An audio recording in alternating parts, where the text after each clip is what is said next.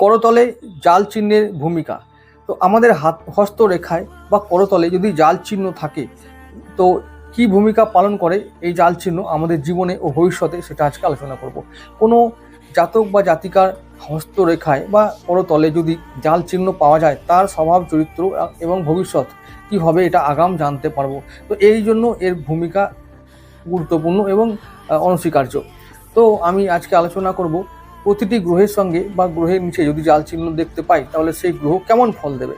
যদি বৃহস্পতির নিচে যদি জাল চিহ্ন থাকে, তাহলে জাতক অহংকারী ও প্রতাপশালী হবার ভান করে, কিন্তু আদতে সে তা নয়।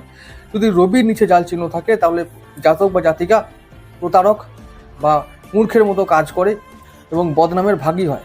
যদি চন্দ্রের নিচে জাল চিহ্ন থাকে, তাহলে সে কি হয়, প্রেমে ব্যাকুল হয় এবং অস্থির চিত্ত হয়। যদি শুক্রের নিচে জাল চিহ্ন থাকে, তাহলে এখানেও জাতক জাতিকা প্রেমে পাগল হয়, কিন্তু এখানে পাগলামির সীমা পার করে। যদি শনির নিচে জাল চিহ্ন থাকে, তাহলে বলতে হবে জাতক দৈহিকভাবে দুর্বল হয় এবং দুঃখী